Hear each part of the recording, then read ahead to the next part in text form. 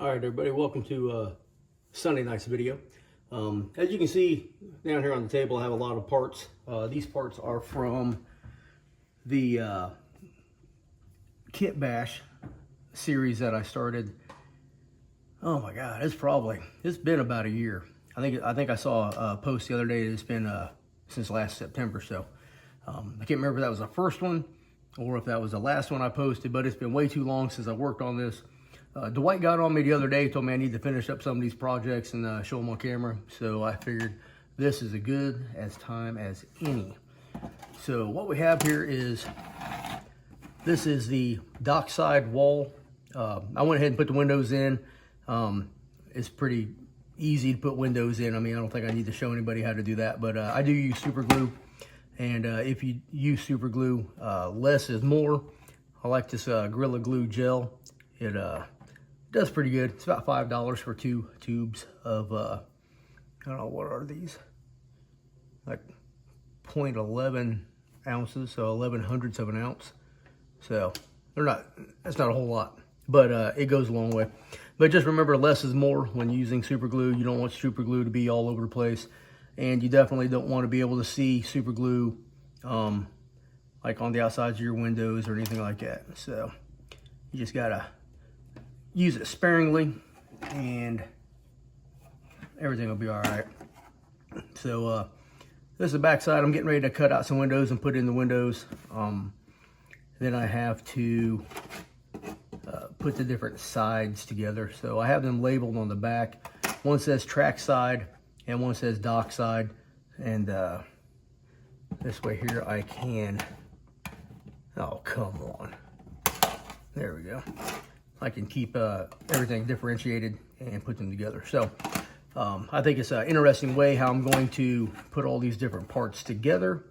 I have different interior walls. The interior walls are going to support the majority of the glue and the sides. And I think it's going to look pretty decent when I get done. So I found a bunch of old school parts. These are old school like AHM parts and stuff like that. Like, I think this is supposed to be like a little boiler, firebox type looking thing. And these are just some vents.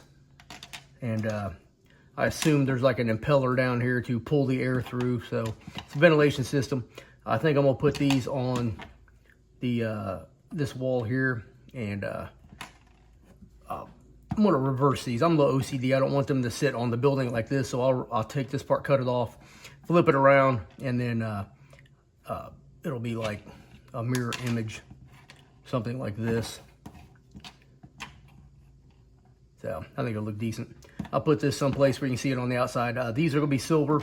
This ventilation vent, this will be silver. It'll be mounted on the wall that goes right here, and you'll see that later on. My biggest issue is I BS'd around about working on this for so long that there's some parts that I don't know where they go. And there's a door I need to put in, but there's a door that goes here, and I don't know where that's at because this is not it. And I thought I cut these out, and I thought I had them all sitting up here together. So I need to look for them and make sure that I got everything. But what I'm gonna work on next is windows. These don't look like they're in very well. So I'm gonna put in some windows, and what I'll do is I'll cut some clear plastic, some real thin stuff, and put it here on the back. This is a little bit thicker than what I normally use, but I mean, it could work if I wanted to. I like it where it's thin enough where I can cut it with scissors, and I will do it easy. Like, there'll be one sheet that comes here, one sheet across here, and then one piece here, and then one sheet right there. It gets everything done quickly, and you can't see from the outside how I did it, so it doesn't matter. I painted the green on the inside because I'm hoping that when I put lights in it, eventually that will help to keep the light from bleeding through. So I'm gonna hit pause here, and I'm gonna go find my plastic. I'll cut them to cut the pieces how I need them, and then I'll show you how I'm gonna glue them in. It's super simple, nothing difficult about this. But if you're not familiar with this build, there is a entire series on this AHM Freight House Kit Bash. And I had originally planned on modeling the Allegheny Midland, oh my goodness, what's the name of that? I cannot remember the name of the Junction freight house that I was going to do. I think it's Cole Junction Freight House. I'll find a picture of it here in a minute. I'll show it to you. But what I ended up doing was just kit bashing something a little bit different so I could have something different. I didn't want to copy Tony Custer's work 100%. So I figured I would do something inspirational, that, go with the similar colors and just kind of use some of his ideas. But I'll talk about that here more. There will be a link someplace for the playlist, but all you gotta do is go to playlist and you'll see the thumbnail for it. So I suggest you go watch that stuff here in a little bit. So just stay tuned and we'll get back to it. All right, I got some windows cut out here. See if I can position the mic someplace where you can hear me and I can still show you what I'm doing here. So very simply put, I got this clear plastic. A lot of my trees and stuff that I buy come with this stuff on there. Real thin. It's got a little bit of it's not really clear. It kind of reminds me of I don't even know if you can see this. It reminds me of old glass. It's kind of wavy and stuff like that. So I like using this a lot because I think it gives it an old look. So literally I just cut like a 1x1 piece of clear plastic here. I'll put this over the window and glue it in place. And from the outside, it'll look just fine. Now, in the past, I've used clear shipping tape. And it worked out pretty good. But over time, if you got a dusty room, it'll collect a little bit of dust. And it doesn't really change. It doesn't really change the look a lot, but it changes it enough where I'm not happy with it. So I guess in my model railroad world, everything was clean and all that. So, and you don't even really got to put a whole lot on there, just a little dab. Less is more. And I'll set that over there. That'll dry here in about 30 seconds probably. And then I got a piece cut out this, and piece cut out here, and piece cut out here. So I flip this over. Now, if you're like my friend Dwight and you're going to be saying something about, I can't see, you need to zoom in, you can take your phone, if you're watching on your phone, which most people are, and you can zoom in on the picture on your phone. So if you're fussing at me about you can't see, just zoom in because I can't see the camera at all right now. And I have this set up where it is above me, like straight up and down right here, and I'm about a foot away from it. It's on a like a shelf bracket that I installed on this table just so I could shoot videos and you guys could see what I'm doing from above, because I never really like those videos when someone shoots them and from the side. I just don't think you see the work being performed very well. All right, this might need a little bit more glue, but I'll put a clothespin on there.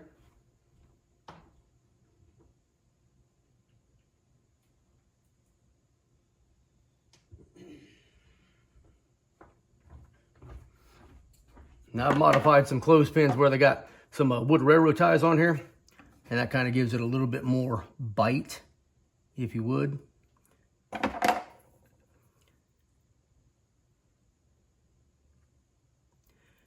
Worst thing about using super glue is you got to be mindful of your fingers. My friend Dwight does not like super glue because he's got big gorilla hands, and he gets super glue all over him. And I got to make fun of him a little bit. Wouldn't be a good video if I wasn't talking about Dwight. He's been on vacation anyway, so he's had a pretty good break. Him and his little dog Finn, they go about everywhere together. Yeah.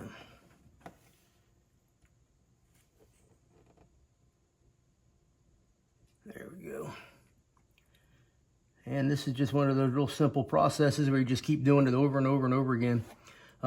Whenever you cut out some pieces that are too small for a window, save them. They might be perfect for a door like this one. And I'm just going to kind of guess and cut. The worst part about this little plastic is there's some static, electricity aspects of it. And it'll stick to your hand every now and then. So if you set something down and move, you're going to hear something fly. And you're going to have a piece missing like it just happened to me. So I probably will never, ever find that piece. And that's just the way it goes. I hope it enjoys its freedom. And now I don't want to let go of my finger.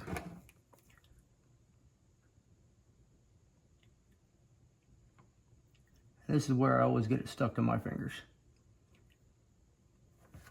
Half the time it'll stick to my finger. I don't even know I have any glue on me until I try to get them apart, So I remember my dad having, I remember my dad getting his fingers super glued together, and I think they cut it apart with a razor blade. And I've never forgot that, and I don't know if that even happened or not, but for some reason that's in my head, and it's my reality now. So thanks, Dad. All right, that'll fit pretty good.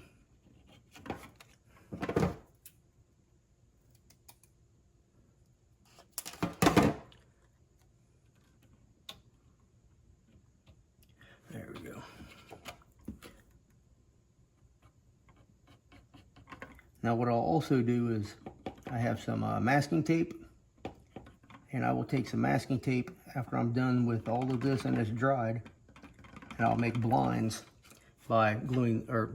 I will put the masking tape on the back side here, kind of halfway down or maybe halfway up, or I guess that's the same thing, isn't it? Pessimist optimist. So either way, oh, the crap on that one, man. It'll be a foggy window then.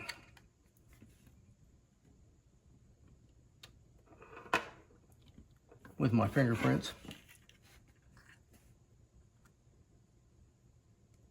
There we go. And it's just as simple as that. Just keep on going with it. Had I been using the shipping tape aspect of it, it'd be done already. But once again, and there is a way to take the tape and flip it over so it sticks to itself and then stick it on here. But every time I've ever tried to do that, it was a pain because, that stuff literally sticks to everything but what you want it to stick to. And then it has problems, and it's very aggravating. At least to me, it's very aggravating.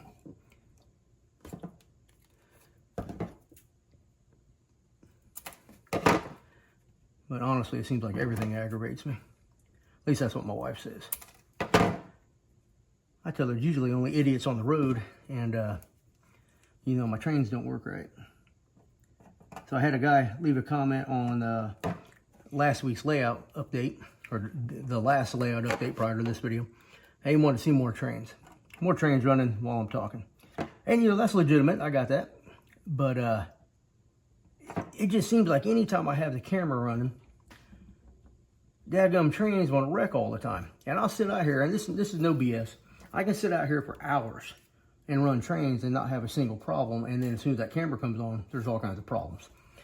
And I'll give you an example right now. I have a coal train that's been out here running. It's just been built for just play purposes, I think it actually came out of one of the mines during a operations video, and I've never messed with it. It's just still there, And I've got this Alco C425 pulling it. It's been pulling it for weeks. And then all of a sudden last night I went to move the train, and that locomotive couldn't pull the train. And I'm trying to figure out how it is possible for a locomotive to pull a train for weeks on end, and then just all of a sudden it can't pull the train. And those are the things that I deal with. And then Dwight also said he's tired of seeing coal trains, which I got a freight train around here someplace, but it just seems like the coal trains are just always on the track because I got so many cars, and it's just kind of a pain to take them off all the time, put them back on. But maybe at the end of this video, I'll have a run by or something. But I try to do some train run by videos for the shorts. So you can go check out the shorts. I just posted one Friday night, the 21st, maybe? 21st? No, Thursday night, the 21st of August or something like that. I don't know. I just posted one. That's all I can tell you. I just posted one recently.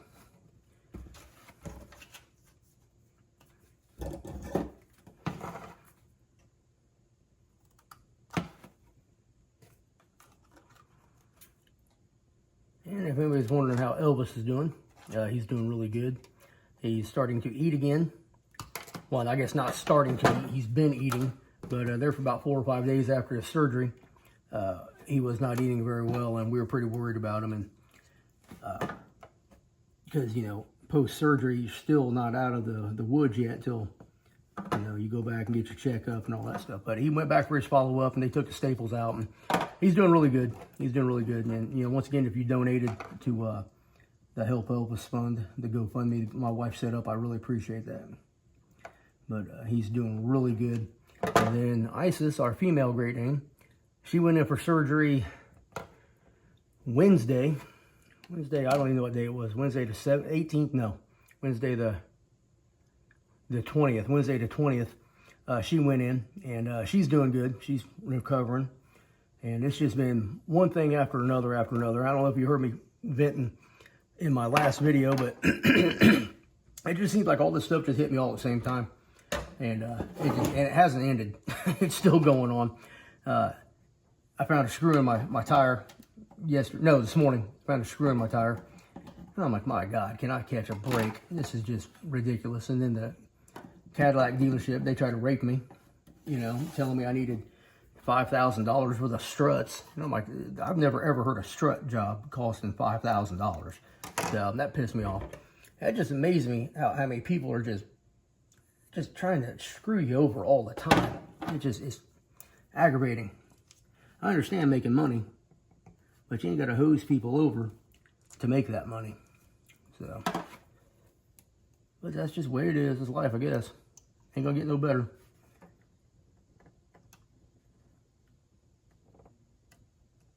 I don't know if you can see that one. So that's just a door. You can see it on it, maybe shining a little bit. I don't know if you can see it this way, but I think it looks pretty good. So basically what I'm gonna do is once I get all these windows put in, I'll let this stuff dry, and then I'll start putting the walls together. And I'll do one side so it's just sitting there, and then I'll go through and I'll put the tape on the windows. Well, it'll probably make more sense. I'll put the tape on the windows before I put the whole thing together. But I'll bring you back for that here in a few minutes. I'm gonna work on these windows. You don't need to hear me ramble, and I appreciate you watching so far, so just hang in there. All right, so I got all the window shades in. You can see the back side, just double-sided tape, or doubled up tape. But it looks pretty decent.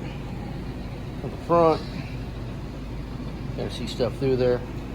So that looks pretty cool. So I'm gonna go ahead and start gluing the, I guess the ends on. So I guess the entrance, and this is the opposite end of the building, and put in some supports, and I'll bring you back here in just a minute, because you're probably gonna hear some French if I leave this thing recording. So here we go. All right, I got the first two pieces glued on. This piece is basically just a support section. I got these little white ribs on here. This holds the bulk of the glue that you can see right here, which allows the walls to stand up on their own and be better supported. So I got a couple more to do, and I'll show you one of them because this is actually going a little bit easier than I thought. And let me go throw this train in real quick for you. And just to aggravate the white, it's a coal train. I know what you're thinking, those are cool, right?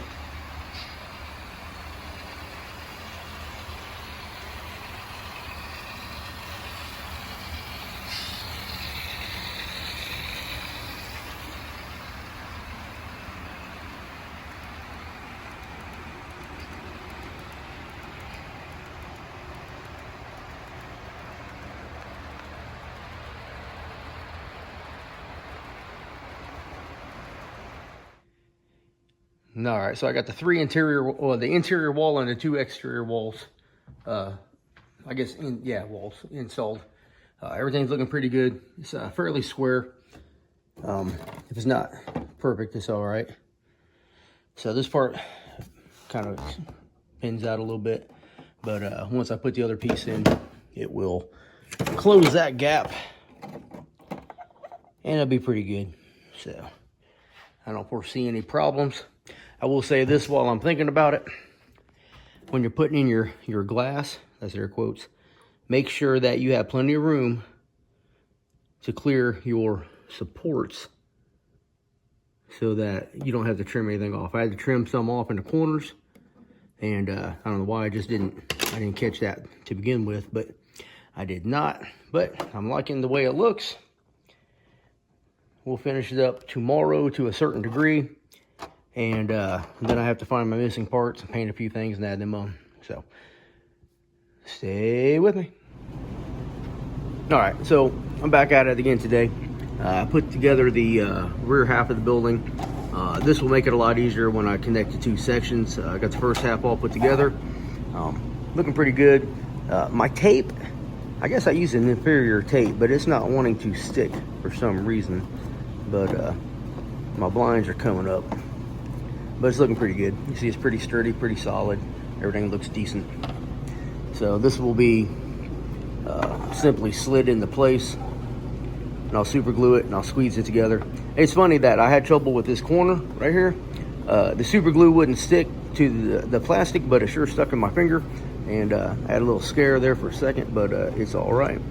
And you'll see, oh, damn it, you'll see this will made up real nice, and it's fairly square. Doesn't have to be perfect, but it's fairly square. But it's gonna look pretty decent. So I'll bring it back here when I get this part done. All right, so I put the doors on, and I threw some details up here. And when I started putting some of this cargo up here, I realized my concrete dock is not big enough. I need more space from on this side of the building so that people can work and move cargo around in and out of the boxcars and whatnot. So I will remake that, repaint it, and then I'll make it maybe a couple inches wider. I'm pretty happy with this side, but at the same time, I'll probably make it at least 2 inches wider so there's a little bit more room. There's a door right there in the middle of the screen. I can't find it, so I have to find it and put it on. And there is a sign that goes above the double doors to fill that space. I can't find it, so I'm gonna start looking for that. Now this roof is temporary, but I really like the way it looks, so it's gonna be semi-permanent for right now. And all it is a couple pieces of thin wood and some painter's tape and some black spray paint. So I'll shoot the bottom of it and then I'll put it up in here. But it looks pretty good. I was going to put a like an awning right through here, but I may not. I kind of like it just like this, so I might just leave it like this. So I'll figure it out eventually. And at one time I was going to put those the window awnings on all the windows, and as you can see, that's not going to work, so I'm not going to worry about it. But I like the way this is really looking. I really like the way it's looking. Now this is not done. Eventually there's going to be an interior of some sort, like a floor on the second level, so I can have lights up here and then no lights on the bottom, or vice versa. And that will come in the future sometime when I don't have anything else to do and I'm building a scene that I want published or something like that. I might do that. So, but for right now, I'm gonna call this good enough for next couple months. It'll help me to plan this section out. This is the last part of the layout that's still green foam. I need to figure out what I'm gonna do here, and this is just one little piece of the puzzle that will help me come to a conclusion with this little area on the left side of Apple Creek here. So appreciate y'all watching this episode. I know it's kind of boring there in the middle, so I hope it wasn't too bad. There will be another follow-on episode. This is not the finale for this, but it's not going to be anytime soon. Maybe 3 or 4 months from now I might finish this up, but I didn't realize how long it had been since I had worked on this. But there is a whole bunch of these videos, how I started and all that. The link to that will be at the end of the video. So like, subscribe, leave a comment, and come back next week and see what I worked on. Thanks for watching.